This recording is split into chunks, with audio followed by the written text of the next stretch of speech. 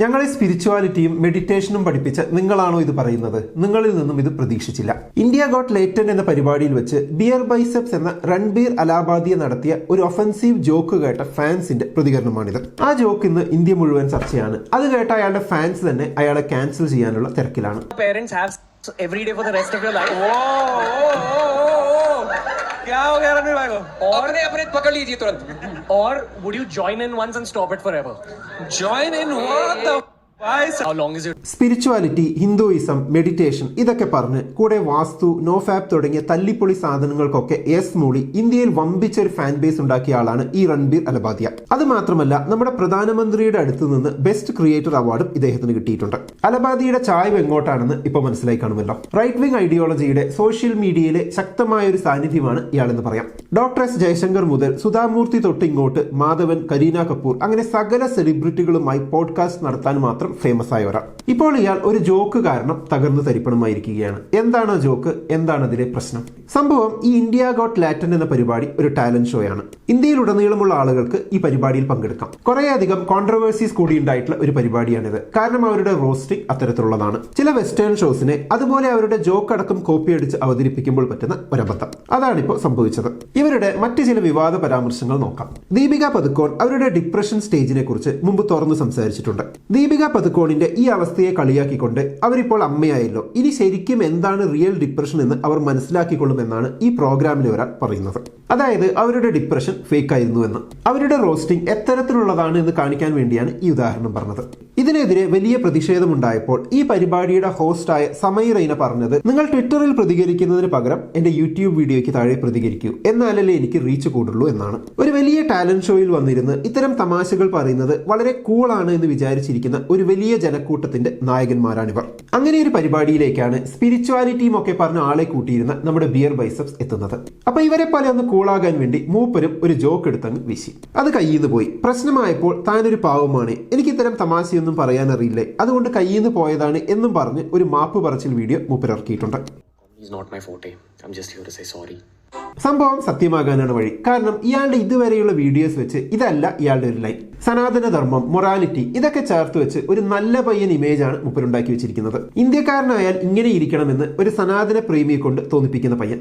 ആ പയ്യനാണ് ഒന്ന് കൂളാകാൻ വേണ്ടി, കൂൾ ഗാങ്ങിന്റെ ഭാഗമാകാൻ വേണ്ടി ഇങ്ങനെ ഒരു തമാശ പറഞ്ഞിരിക്കുന്നത്. പൊതുവെ ഒരു ഡൗൺഫാൾ ഉണ്ടാകുമ്പോൾ ഹാർഡ് കോർ ഫാൻസ് കൂടെ നിൽക്കുമെങ്കിലും ഇവിടെ അതുപോലും സംഭവിക്കാത്തത് അയാൾ ഉണ്ടാക്കി വെച്ചിരിക്കുന്ന ഫാൻ ബേസ് അത്തരത്തിലുള്ളത് ആയതുകൊണ്ടാണ്.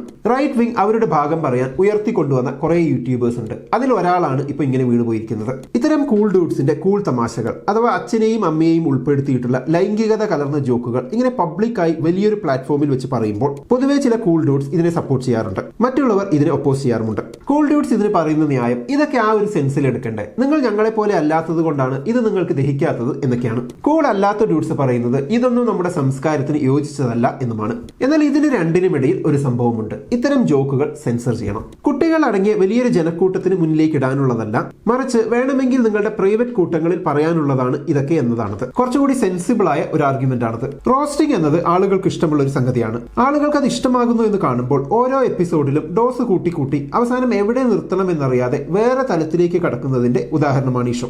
സ്ത്രീകളുടെ ശരീരത്തെക്കുറിച്ച് മോശമായി കമന്റ് പറയുന്നത് മുതൽ ഡിസേബിൾഡ് ആയവരെ കളിയാക്കൽ, ഡിപ്രഷൻ വന്നവരെ അത് ഫേക്ക് ഡിപ്രഷൻ ആണെന്ന് പറഞ്ഞ് പരിഹസിക്കൽ, അങ്ങനെ ഫ്രീഡം ഓഫ് സ്പീച്ചിന്റെ അതിർവരമ്പ് എവിടെയാണെന്ന് ചിന്തിക്കാതെ കാട് കയറുമ്പോൾ പരിപാടിക്ക് റീച്ച് കൂടി എന്നത് യാഥാർത്ഥ്യമാണ്. അങ്ങനെ കത്തിക്കയറിയപ്പോൾ നമ്മുടെ രൺബീറിന് ചെറുതായി ഒന്ന് പാളിപ്പോയി. താൻ ഉണ്ടാക്കി വെച്ച ഇമേജ് എന്താണെന്ന് മറന്നുപോയി. ഇപ്പൊ രാഹുൽ ഈശ്വർ വരെ മൂപ്പർക്കെതിരെ കേസ് കൊടുക്കാൻ പോകുവാണെന്ന് കേട്ടു. അതുമാത്രമല്ല പല ഹിന്ദു സംഘടനകളും രൺബീറിനെതിരെ ഇപ്പോൾ രംഗത്ത് വന്നിട്ടുണ്ട്. സംസ്കൃതി ബാച്ചോ മഞ്ച് അത്തരത്തിലൊരു സംഘടനയാണ്. കൂടാതെ ഒരു ലോയറും ഇവർക്കെതിരെ പരാതി ഫയൽ ചെയ്തിട്ടുണ്ട്. ശിവസേന MP നരേഷ് OTT പ്ലാറ്റ്ഫോമിനെ റെഗുലേറ്റ് ചെയ്യണം എന്ന ആവശ്യവുമായി വന്നിട്ടുണ്ട്. സോഷ്യൽ മീഡിയ ഇൻഫ്ലുവൻസേഴ്സ് എന്തെങ്കിലും പറയുമ്പോൾ ഇന്ത്യയുടെ കൾച്ചറിനെ കൂടി മാനിക്കണമെന്ന ആവശ്യവുമുണ്ട്. Maharashtra cyber cell India got latent എന്ന പരിപാടിക്കെതിരെ കേസ് എടുത്തുവെന്നും കേൾക്കുന്നു. എന്നാൽ ഈ ക്യാൻസൽ കൾച്ചറിനെ താൻ ഭയപ്പെടുന്നു എന്നാണ് റൈറ്ററായ സ്നേഹിൽ ദീക്ഷിത് പറയുന്നത്. ഒരു തെറ്റുമതി നമ്മളെ ഏറ്റവും വലിയ പ്രശ്നങ്ങളിലേക്ക് എത്തിക്കാൻ എന്നത് ഈ ഒരു ഇൻസിഡന്റിൽ നിന്ന് മനസ്സിലായി എന്നും അവർ പറയുന്നുണ്ട്.